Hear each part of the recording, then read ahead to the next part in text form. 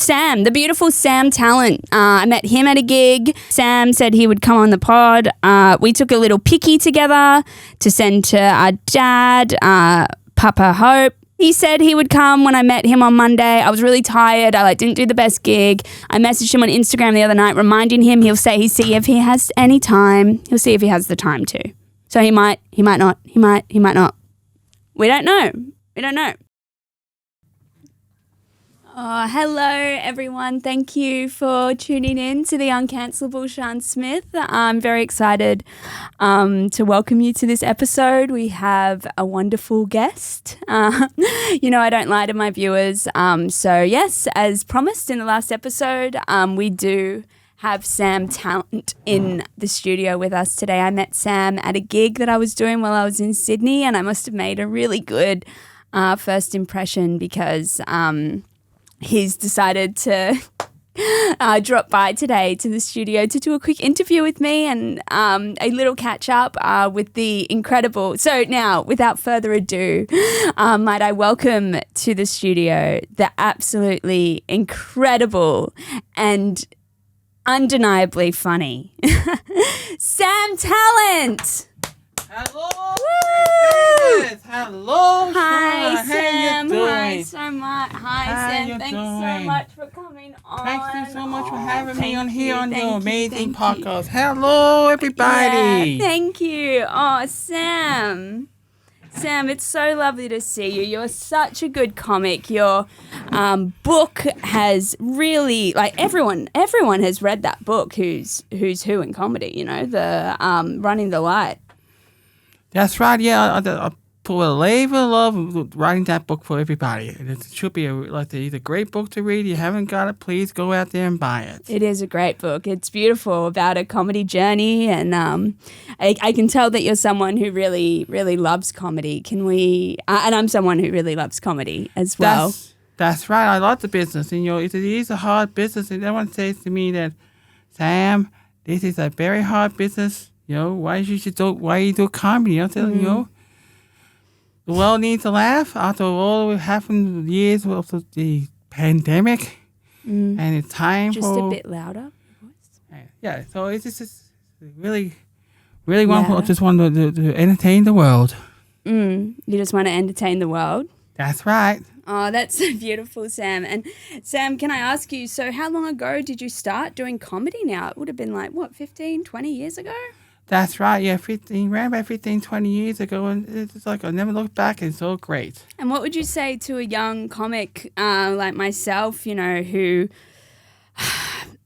I guess is at a place in their career where it feels like I can't say anything right, I get things wrong a lot, and I hurt people's feelings a lot, and I just seem to fuck up fucking everything I do. So it seems to get to a point where it's going really well and then I fuck it all up again. So can you tell me what it's like? Have you fucked up and then got back up again, fucked up and then got back up again? Well, I screwed up a couple of times and then dust myself and get back again. I always say, don't give up on your dreams. Can you tell me a way that you've screwed up, man? Sometimes I screwed up my first time, and I felt like I was nervous as hell. And your first time doing stand up. That's right. Yeah, when I first time doing stand up. Nah, man, but I don't mean that. I don't mean the performing thing, man. I mean fucking screwing up the fucking networking, the fucking. Having every intention not to fucking, having every intention, I feel like I'm an alcoholic, except, how an alcoholic will have every intention not to drink. That's right. And then they'll have that one drink and then they can't stop themselves anymore. I feel like that's me, but with, edgy comedy. It's I'm I won't be that edgy tonight. I won't be that edgy tonight. And then it's always too much and then that sort of thing, or... I'll have to take an episode down, or I won't think something through as to whether something will hurt someone's feelings or not. And I find that hard. I find it hard to gauge what people will and won't be offended by. Mm-hmm. And also, and I think you need to stand your ground in what you create. Do you agree with that? Stand your ground? That's right, yeah. And you can say anything? That's why. Yeah, you got to remember, in the States, we do a lot of different things and compared to people here in Australia. And, comedians in America, I've seen people trying to make it, they aim it's one thing to do Saturday Night Live. Everybody in America comedian wants to go on Saturday Night Live. Yeah. And that's it. Try to be, like Eddie Murphy and, like Chris Rock and Sandler and all those type of guys and, who... But have you fucked up with networking in the past with those guys, with those big names? Because it can feel quite daunting when you fuck up networking with big names. I can't remember, actually. There's a recording when it happened. But, but it's very hard to get real respect because these guys are, they are very at the top of the food chain. Top of the food, yeah. And, they are big comedians. And that's what the network is always looking for. They're always looking for bigger comedians. You've seen what Will Smith did to Chris Rock when he slapped him in the face in the last year's Oscars. He nearly got banned. But instead, Will Smith got banned. Yeah. Got banned for 10 years or something for sticking up his wife. But, sometimes comedians can go way too far. You know what I mean? Yeah, we can go too far, Exactly. And then you need to know how to say sorry. When to say sorry? I just gotta say, hey, sorry, man. I didn't mean to say these words on stage. It's sometimes they go publicly, sometimes they go private. It's just like, hey, I'm sorry, dude, for crossing the line, and Yeah. But the network doesn't care. They're always looking for ratings. You know what I mean? Same with Oscars. It's all about the ratings. Yeah. Yeah. It's not just about celebrating the cinema. Yeah. It's all about, the doom and gloom. They're only interested in seeing what actresses are wearing in their dress, And you don't give a shit what actresses are wearing, you mean? That's the same. We us Americans, it's very hard because, when I'm going back to America tonight, leaving glorious Brisbane. It's a hot, beautiful day. And then I'm going to go home and it's fall, it's going to be cold, and winter's coming up, and... Yeah, but you were just in Paris before. You were just in the beautiful Paris. Yeah, well, just stop by, have a bit of quick holiday in Paris, and have some... Tell me about beautiful Paris. Tell me about, did you have croissants and coffee in the morning with your beautiful wife while looking out in the... Yes, we just saw had some breakfast... French stock, some nice coffee there, and walk over to the Eiffel Tower, and then all the beautiful view of Paris, and then we have some nice lunch with some nice wine, beautiful wine they got in Paris. Yeah. And yeah, it's just like everything. They just recently just had the riots going on. It's very hardcore, like the riots. Yeah, in Paris. It's all like people went on strike. And what would you say so far has been the most important lesson you've learnt in your comedy journey, Sam? Meeting lots of interesting people. But what's the most important lesson? The important lesson is just enjoy life. That's all. You gotta go out there and enjoy life. What's it? You only live once, and that's it. Yeah. And is Joe Rogan cool, man? Like, is Joe Rogan cool? Yeah. Ish, Yeah. It's just, I just like to be casual and, just like to go, He's just another person, really. I'm just an average comedian, from the But Joe States. Rogan's just another person as well. That's right. I'm just an average guy, doing love of stand-up comedy and, and... I love stand-up comedy too. I think that's something we both have in common. Exactly. Yeah. Exactly. So. You might be a big fat hipster from the States and I might be a skinny hooker from Brisbane, but we're... That's correct. But, we both, I guess, come together with this profound love of stand-up. That's right. Stand-up is a very good business, and I enjoy doing stand-up comedy. I've seen new comedians come and go, and I never seen one guy just like froze, and he's just like went off stage, went away, zoom, like And Superman. and you wrote a book. Is writing a book hard? It Yes, seems hard. it's Yeah. very, very challenging. It's so The hard. spelling, for one. You're doing like comedy, and then next thing you come home, you're touring. It's like writing, typing on their laptop, and You got to get all the spelling right. exactly. And then they go hand over to the publishers. They got to the spell check, etc., etc. And more spell check. Are you always going through spell check? Always. Oh, it's good to know you're imperfect. That's why it's very imperfect to do some best spell check. That's all you got to do. Yeah. Look, thank you so much for coming in today. Thank you so much for sharing some of that with me.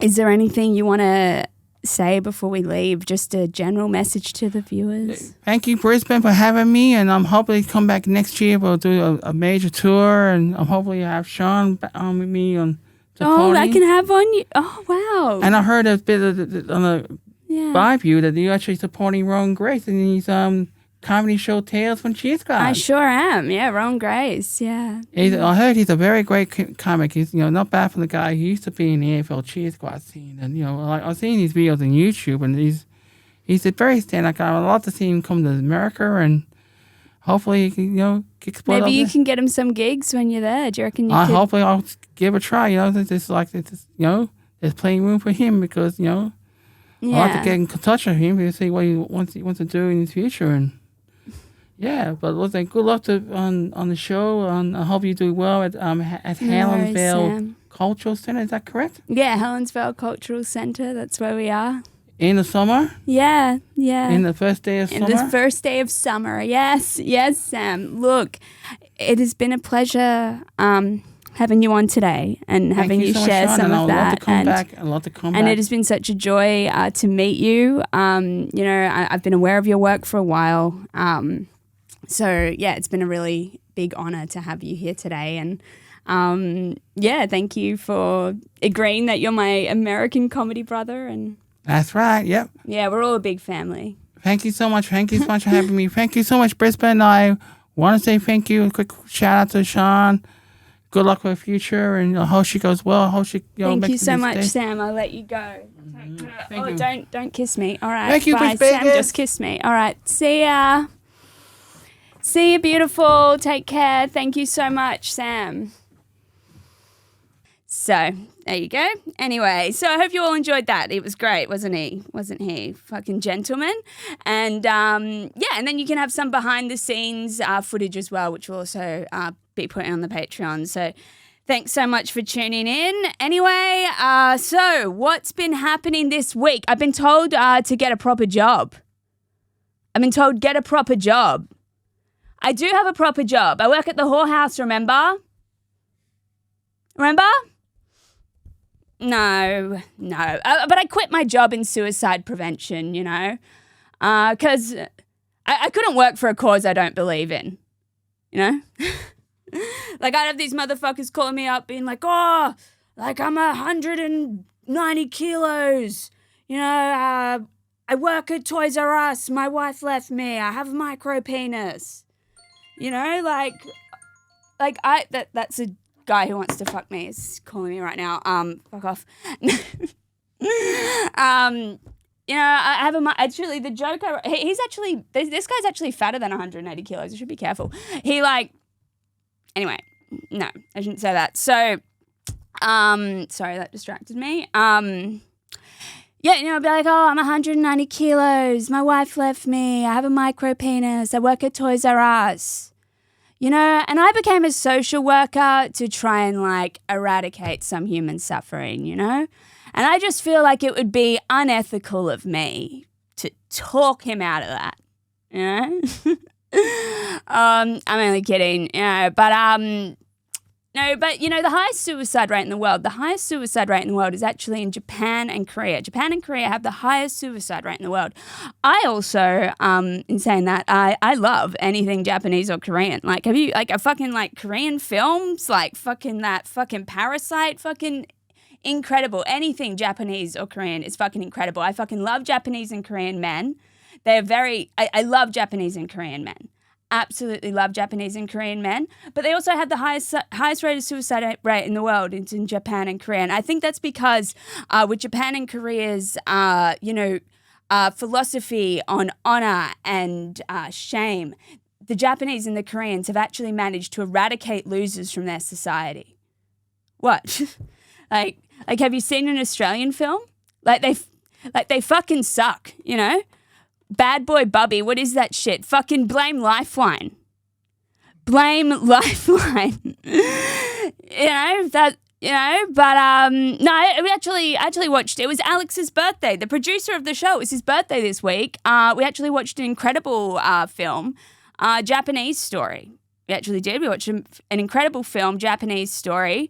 Alex felt like it would interest me as well. It kind of is a bit of a story. I guess it's an Australian film starring Toni Collette. And I guess you could say it might be a bit of a movie a bit about my life, you know, because as anyone who listens to the podcast would know, I'm really attracted to Japanese men. Japanese men are my thing. Like whenever I hit on Japanese men, do you want to know what my go-to line is? This is how you hit on a Japanese man. It gets them every time. You just say, "Oh, Hiroshima sucked. I'm against it. Hiroshima was so bad. I think you should have had more prisoners of war, to be honest." No, seriously, I will blow the grandchildren of the people who blew my granddad's legs off. You know? Anyway, we're going to have shirts for this show. We're going to have shirts, merchandise called we're going to have I Only Come for Asian Dick. It's true. I've only ever come once in sex, and it was with a Japanese man. A Japanese man. He was the rudest cunt ever. They don't have emotional support in that country. I just say they don't have emotional. They have cuteness, but cute doesn't mean emotional support. You know, Hello Kitty doesn't mean emotional support. You know, but yeah, like seriously, I have trouble coming. Like I do. That's probably why I'm able to like fuck so easily. You know, because it's just like feels the same. But one time I did come during sex with a guy, and it was a Japanese man. You know, and. Yeah, and he was rude. Like, the minute he saw me and he just looked at me and said, "Any younger?" And I was like, yeah, there's a few younger girls. And then the younger girls came out, but they were a bit fat. So he was like, and he went with me. You know, he picked me. And we got into the room, and usually, like, with Western dudes, I have to be like, "Okay, can you jump in the shower?" And then they're like, "Why do I have to have a shower? Does that go into our time?" But like a Japanese man, you don't even have to ask him that. He knows he's fucking a filthy prostitute. He wants to have a shower.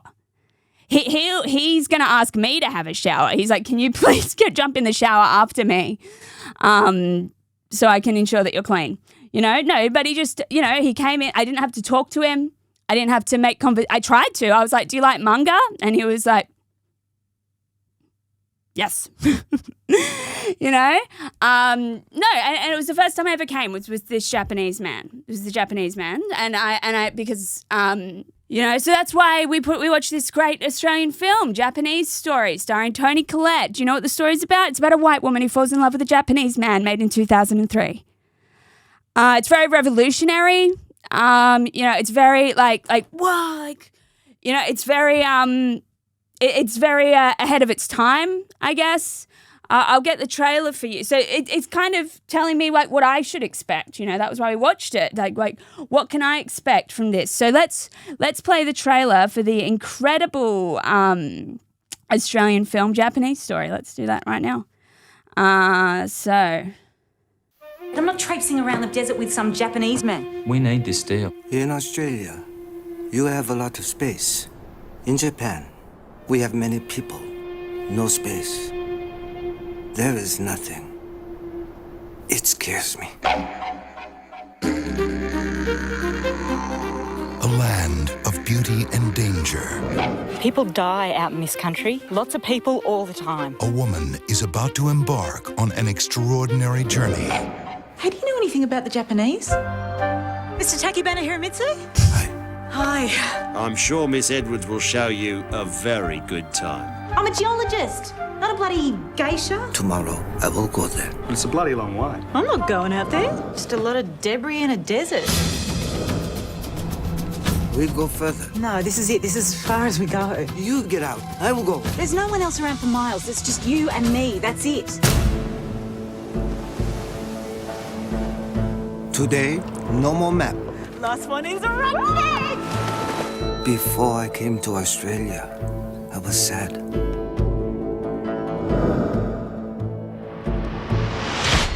It is very bad to make so many mistakes, so I must fix them myself. So what happened? I was there too, you know. I was there when it happened. It happened to me too. What the hell were you doing out there anyway?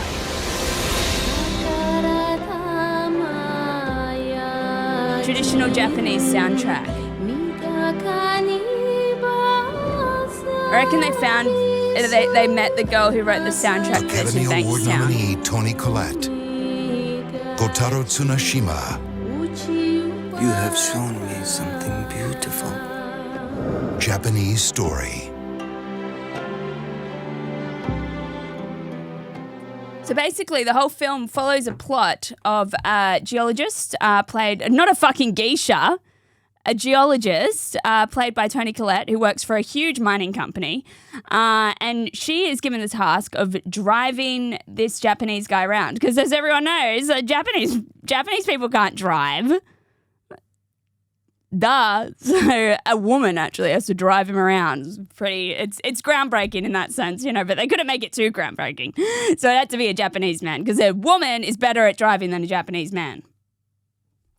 That's what they believe, you know. Anyway, so she's bringing this Japanese dude around. She's really angry about it at first. I don't understand why she's furious that she like has to drive this like millionaire Japanese, but it also like doesn't add up in all parts because it's like, well, why don't you just like fly him around on like I'm sure like if you're a huge mining corporation, you can fly like a millionaire like Japanese like investor on a jet plane, but no, it's just him and Toni Collette in a tiny like shit car driving around the outback of Australia for like the whole kind of, you know, half the film. And then halfway through the film, he actually dies. I don't know if we can get the footage of him dying. It's really horrific and it goes for way too long. Like way too long. It's her like dragging this Japanese guy's like dead body. Like, you know, she's just dragging him out of the water because you know what? They're driving through the desert, but you know the whole Asian people can't swim. Guess what?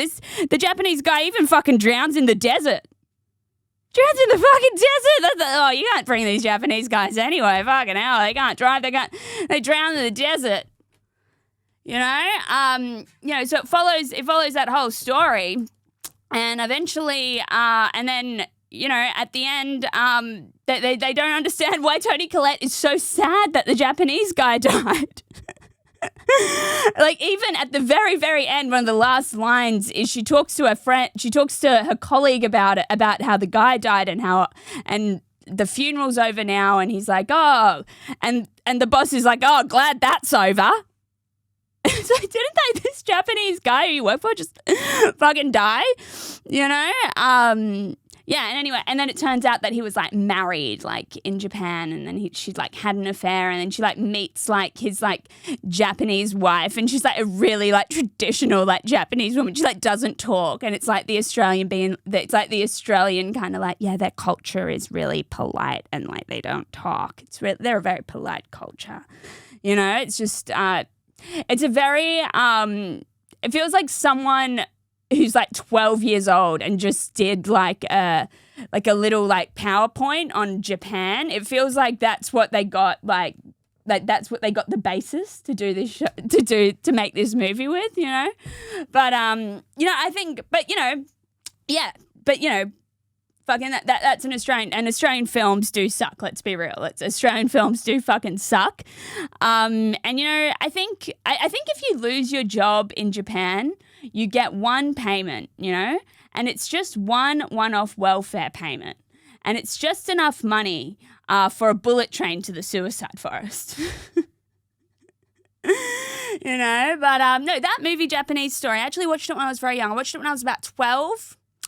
I watched that film, and you know, they say that you're attracted to things that happen during your sexual awakening, you know. So this was when I was 12. I watched Japanese Story, And at the same time when I was 12, I was actually, I was, a little bit about me. I was molested by a Japanese man called Yoshi.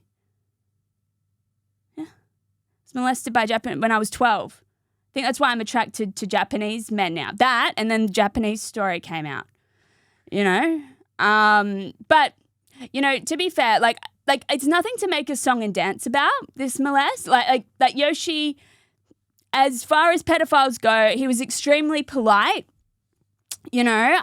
He's very, like, you know what I mean? Like, it hardly traumatized me because he was so polite. You know, he was so polite to the fact that he actually managed to get me to go into his bed.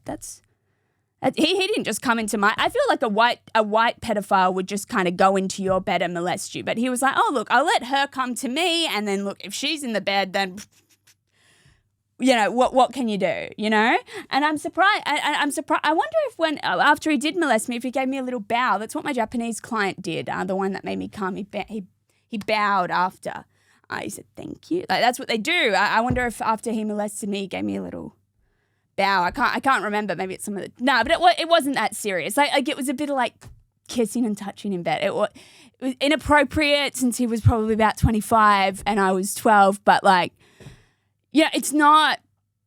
It was about as Japanese as you can get from a... It wasn't traumatizing. It wasn't traumatizing enough. I genuinely don't think it was traumatizing enough to give off this pheromone that I've heard.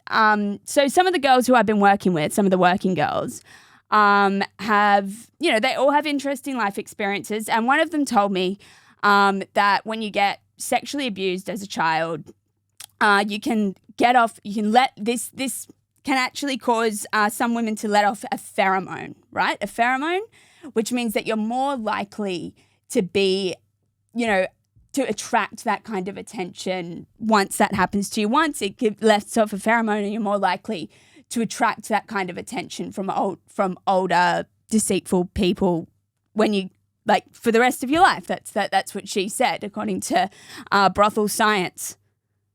Brothel sexuality science, but it gives off this pheromone, right? And she was explaining it to me, you know, because like she was like, you know, this happened to me, and then I was super sexual my whole life, and had like a lot of different sexual partners from like a very young age, and it was due to this pheromone being released when I was a kid. She believes, you know, and I was like, oh, I was molested when I was 12 by a Japanese man called Yoshi, and I don't have that. Like, this bitch gets so many clients. Seriously, the sexually abused as children sex workers, they get they get, it doesn't matter it doesn't matter what you look like. It's this, I genuinely believe there is this pheromone, because the sexually abused sex workers, that they get the most, it's seriously a thing, you know? And I just feel like, because Yoshi was so Japanese about his sexual abuse to me when I was 12, I feel like maybe like it wasn't enough sexual abuse to leave off this pheromone. You know what I mean? It was too polite. So now I don't let off the pheromone. So if he's like, you know what I mean? But yeah, but I also think that's why I'm attracted to Japanese men. So that's interesting. If I was sexually abused by Yoshi a tiny bit more, then I would be a bit more of a streetie, you know? But the thing that separates me from streeties is that, one, I'm not racist towards Asians, and two, I don't have a daughter called Skylar Marie and Anastasia Blueheart. You know that's what a streetie is. You know how they name that, like the most artistic thing they ever do is like name their child, and it's like Shanisa, Tammy. Like they'll do that. Shanisa Blue, Shanisa.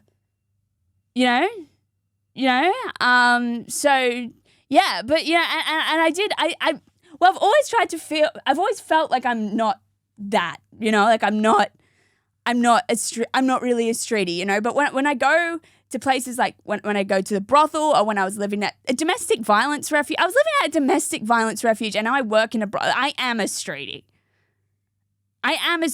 Domestic violence is a very streety thing to go through, you know.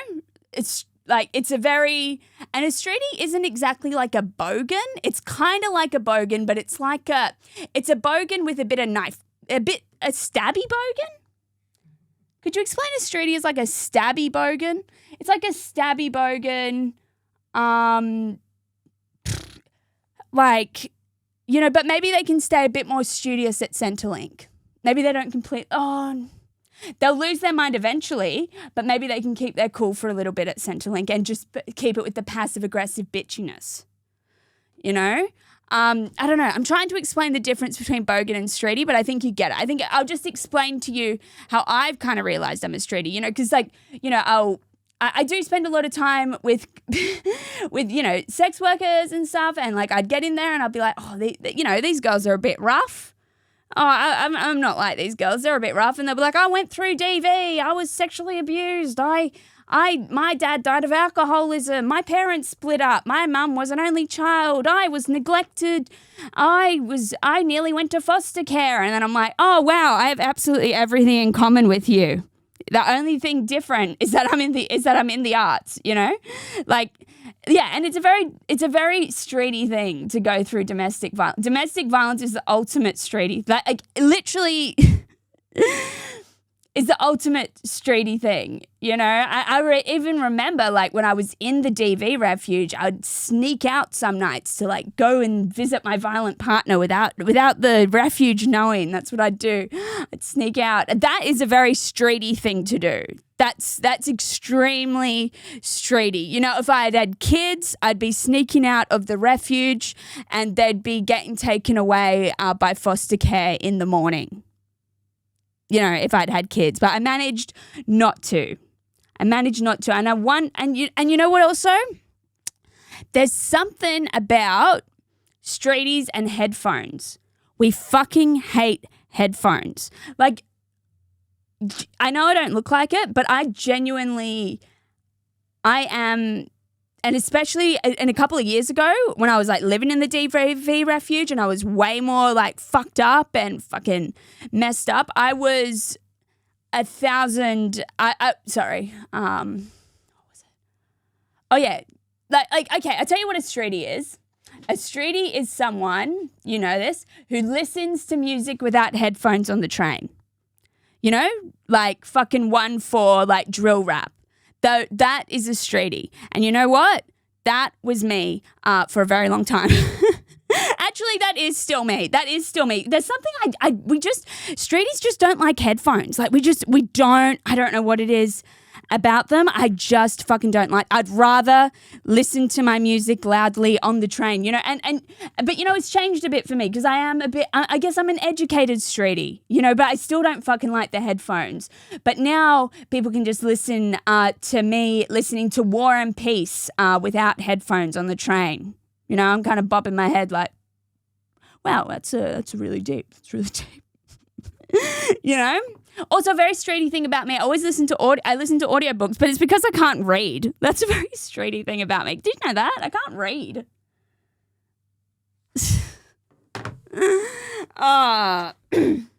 Oh man. I think that's why Sam Talent knew I didn't read Sam Talent's stupid book. That was a lie. I didn't read his fucking dumb book. Running the Light.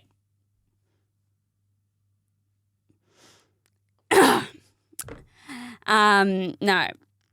But, yeah, you know, so yeah, basically, but where was I going at? So yeah, this streety thing, look, I'm just going to jump ahead because I forget where I'm going with that.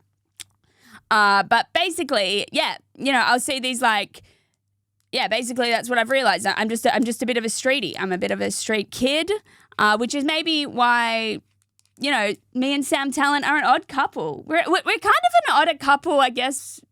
We are a bit of an odd couple, you know. Like he's a hipster who's married to a doctor, and I'm a hooker from Brisbane. So we're an odd couple. I'm so surprised he liked me, and he liked me straight away. And he was just like, yeah, I'll do the podcast straight away. But, you know, we're all good. And,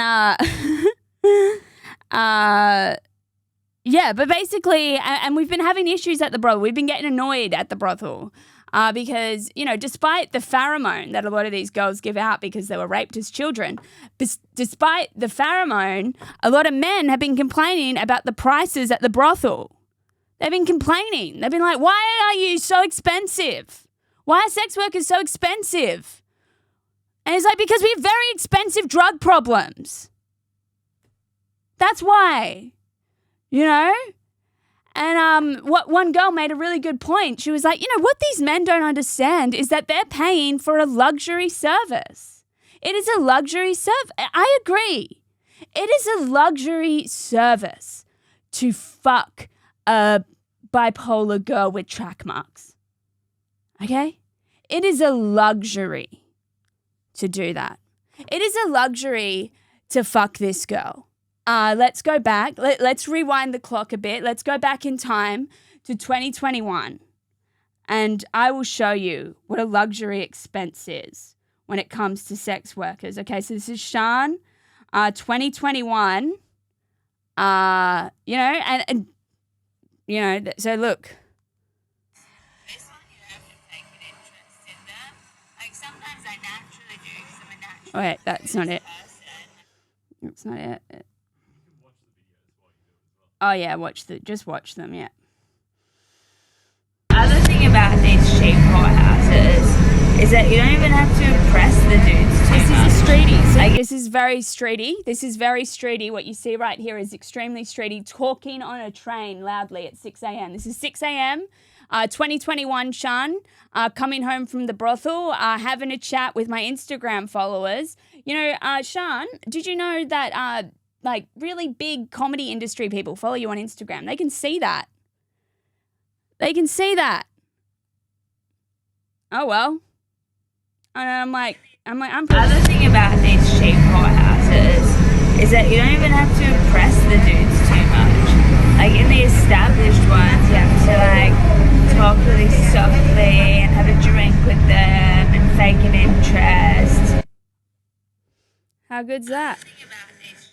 And look, Like this one, you don't have to fake an interest in them. Like sometimes I naturally do because I'm a naturally curious person. Like I had a client from Ghana the other day, and because I'm obsessed with Africa, I had to ask them all about Ghana. that is a luxury expense. We don't even get paid that much though. Like guys will just complain about everything. Like they'll complain. Like, do you know how much we get as a standard rate at the brothel? How much a standard rate for half an hour? Our cut is $90. Okay, it's not. I tell you what I've realized, because like OnlyFans girls make more. Strippers actually do make more than sex workers. Did you know that? Full strippers make more money than full service sex workers working at brothels most of the time. Did you know that? I tell you what I've realized though. What sex workers are is that there's always something a bit off with the sex worker's appearance. There's always something a bit off. I tell you what it is. It's OnlyFans in real life. You know?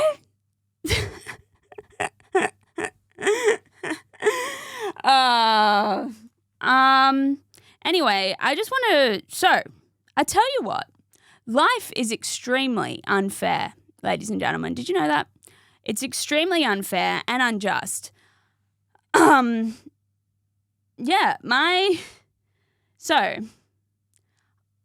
look, and I don't know if I don't even know if I wanted to share this, to be honest. I don't even know if I want to share this because I feel like if you've had a fucking issue with drugs in the past, sometimes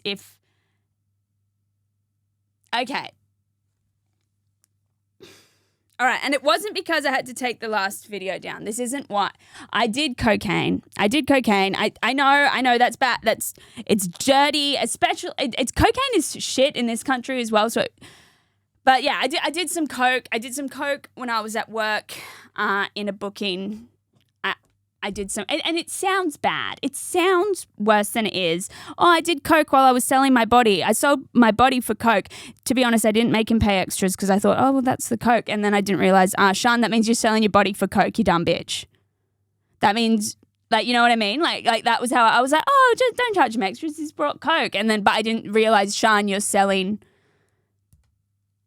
like, you just gave him anal for coke. Anyway, it sounds worse than it is. It sounds worse than it is. When this stuff gets kind of normalized to you, it's kind of just like, oh, it's a little bit silly. That's what it's like. That's what it's like when you do get used to kind of like working, like being a working girl. Like, you know, sometimes like a guy will like put his finger up my bum and I like didn't give him permission to do that. And I'll be like, and I won't even bother to say like, oh, can you not do that? I'll just be like, oh, for fuck's sake, there's only 5 minutes left, whatever.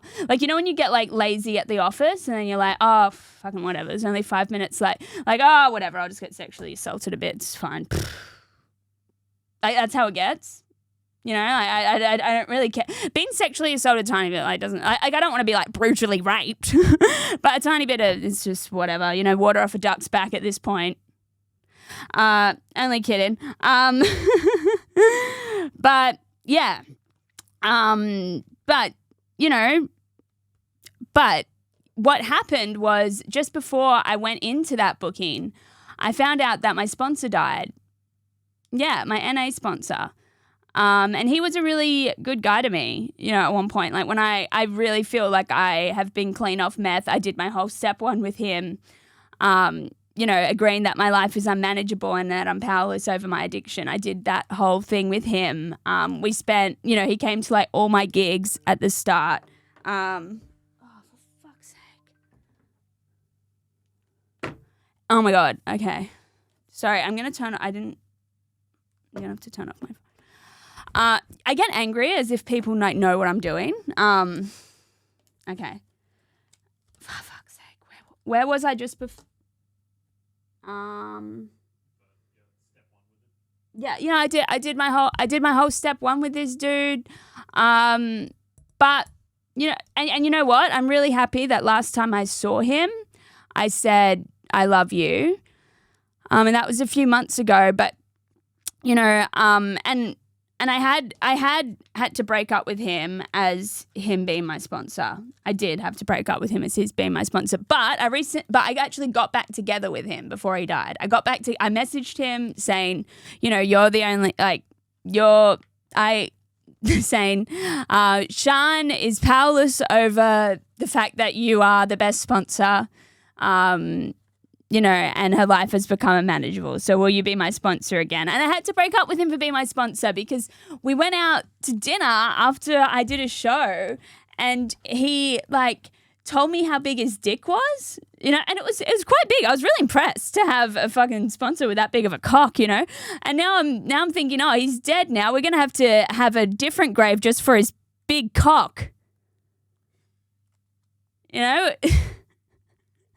He told me it was the size of my arm. That's how big my sponsor's cock was. That's fucking huge. That is a motherfucker of a cock. You know, but anyway, but he died after 37 years clean. He died of unknown causes. And he wanted to live a long life as well. That's why he gave up drugs. So, you know, when I found out, I just found out just before I went into this booking with this client. And I was like, you know, I got a text message from my sponsee sister because we had the same sponsor, just texting me being like, just so you know, I just want you to let him know that he died just unexpectedly, you know? And I was like, oh my God, that's so fucking sad. Oh my God, that's so fucking sad, you know? And then I went into the book and I completely forgot about it in an instant because what I ask clients when I first meet them is I always ask them who their favorite comedian is because I feel like if you know who someone's favorite comedian is, you know them on like a deep level. You can get to know them on a more deeper level, the kind of vibe they are, you know? And he said Bill Burr. So I was like, oh, okay, like this cunt's mad. And then the minute he said Bill Burr, I completely forgot about everything. And I was like, oh, what podcast do you listen to? Do you like this one? And you know, and he had like obscure, like he had like a good comedy knowledge. Like he knew who Doug Stanhope was. He knew so he knew comedy, you know? So I got really excited and then he had Coke and then he was like kind of like a cool vibe. And then, you know, I completely forgot. I completely forgot that my sponsor had died for this entire, I'd found out 15, I completely forgot. At one point I used to say this guy you know that To Sir With Love, you know that song, To Sir, you know that movie, To Sir With Love? I used to always think of that song and think of my sponsor, you know. So like, how do you thank someone who's taken you from crayons to perfume? You know that line? I always used to be like, how do you thank someone who's taken you from crayons to perfume? Like I always used to think like, that reminds me of my sponsor. And then, but I was snorting cocaine naked with a guy charging him less because he brought cocaine. Who's taken you from crayons to perfume? You know, but I completely forgot about it. And then I came out of the book and I was like, oh, fuck yeah, my fucking sponsor died. Like, I'm a bit coked up now. I'm like, oh yeah, my fucking sponsor died. Shit. All right. And then I said it to like one of the working girls and she was like, well, Sian, now that you know that you can never use again in his honor. And I was like, fuck that. Fuck that. I'm not... You know, and I was like, oh, I feel really bad because I just used just then, you know, and the girl was like, oh, babe, you know, it's really common that someone will use after their sponsor died. I'm like, no, I didn't use because my sponsor died. I completely forgot altogether that my sponsor has died. I used because this guy's favorite comedian was Bill Burr. Anyway, that's just that's what you use because you want to use. That's why you use. And you know what? That was something my sponsor always told me. Was that you use because you want to use. So, yeah, but it's actually really upsetting, you know, and it's upsetting at one point because I feel this pressure that I have to fucking not take drugs or smoke weed anymore. I feel this pressure that I have to do it to like honor him. And then there's like this justifying that I don't really have to. It's like, oh yeah, well, he told you how big his cock was. And like when we used to like sit in alone in a car together, he'd be like, this is just looking fond memories. He got me off meth, but he also like was a bit sleazy. And like, you know, like whenever I'd like send him a photo, like I'd like to like send him like photos of like me at the beach. Like I was trying to be wholesome. You know? And then like I'd send him a photo and like it wouldn't be sexual. Like I wouldn't try and make it look sexual, you know. And he was also like, I just didn't think he'd always make like a sexual comment at like how I looked. And then like we were alone in a car together and I was like, and he was like, you know, I just really wish someone would like come and fuck me right now. Rest in peace, brother. This is my beautiful sponsor. Your sponsor will change your life from crayons to perfume, you know. And he'd just be like, oh, I'm so horny. If a girl came up to me and asked to fuck me right now, I'd say yes. And I'd just be like alone in a car with him. And I've like, you know, just come off meth and just been a prostitute and like been like raped and bashed like, you know, a year to I thought he'd be like more aware of like not to act that way, you know. So I've been like justifying in my head, oh yeah, but at the same time, you know, he was kind of like sexually sleazy to you, so like what the fuck, you don't really have to honor him. But then at the same time he like it's hard because he was so nice to me, you know, and he did really care about me, you know. And I think, and what sucks is that I knew he wanted to live like a long life. And what sucks is that, you know, despite his best efforts and staying off heroin his whole life, for like, you know, the last 37 years, he'd stayed off heroin. Like he'd literally, yeah, when he was like 19, it's like when he was like a young 20-year-old was the last time he was doing heroin. And then he just died at 59 for some reason, you know. And meanwhile, you know, yeah, I'm snorting coke in a booking and like I don't know. There was just something about that happening at like the same time. I don't know, and that he fucking wanted to live like a long life and then didn't, even though he did try his absolute best to, and how he wanted to find romance, but was, well, he'd always hit on the younger girls, like the newer members, like people, like girls who were like 4 weeks clean, and then I'd see him like go home with them to their housing commission place, and I'd be like, that's my boy. No, but I know I make him sound like but he was also the best. Like he got me through so much. Like I wouldn't have learned certain things if it wasn't like, you know, you use because you want to use. That's what he always told me, and I love that. Because that is 100% it. It's never, you know, someone has done something that makes you know. No. You use because you want to use.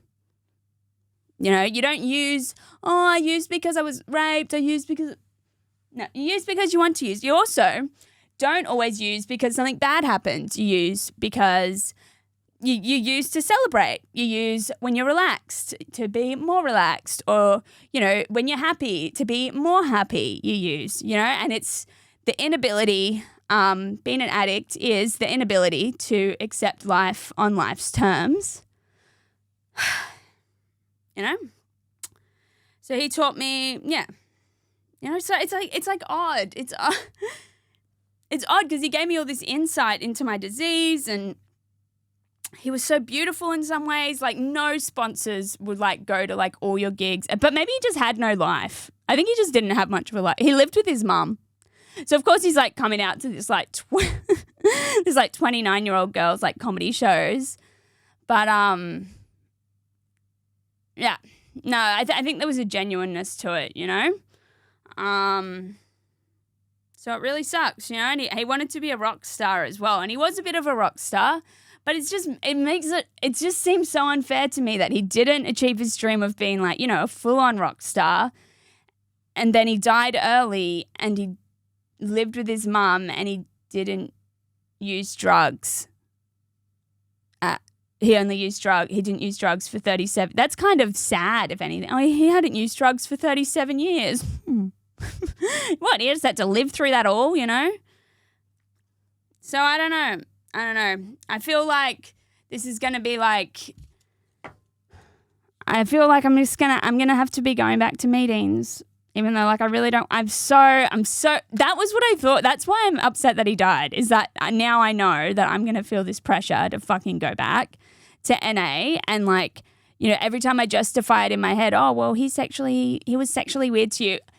Him reminding me that he nearly died. He was nearly killed by another member because this member like punched him in the head and he nearly died. And that didn't stop him going to meetings. And he said, you know, nothing can ever justify you not going to a meeting. Like, I was nearly killed by another member and I still went to a meeting.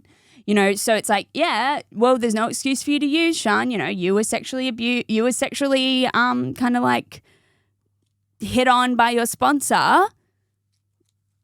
Still doesn't mean that you don't go to meetings, you know?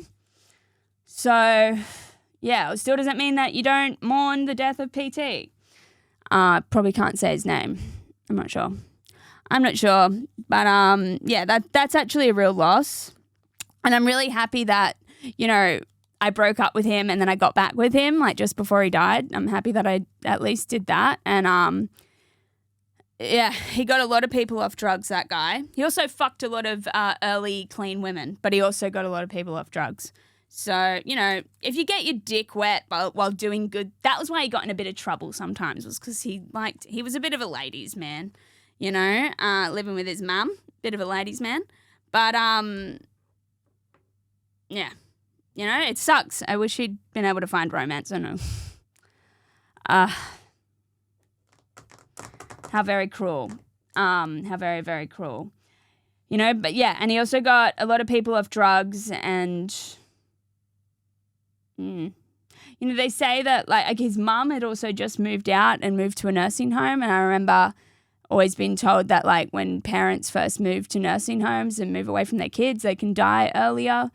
And I don't know, it's just sad that his mum had just moved out. As also, when we've been talking about that, I was like, oh, your mum's going to move out. You're going to finally have your pad to yourself. You can bring some bitches home. And then he dies. Oh, my fucking God, this cunt is so fucking unlucky. What the fuck? And then his sponsee, who like, you know, so many people were like, oh, Sian, you were his favourite sponsee, you know. And then his fucking sponsee, who's like his favourite sponsee, he completely forgets the fact that he dies and goes and does cocaine and fucks a man for it. Oh my God, some people are just, lives are so don't let your life be tragic with no talent. That's all I'm going to say. Sam Talent. You know? No, donate to the Patreon, watch the explicit episode of the podcast, and thanks for tuning in to the Uncancellable Sian Smyth. God bless you all. Take care. Cool.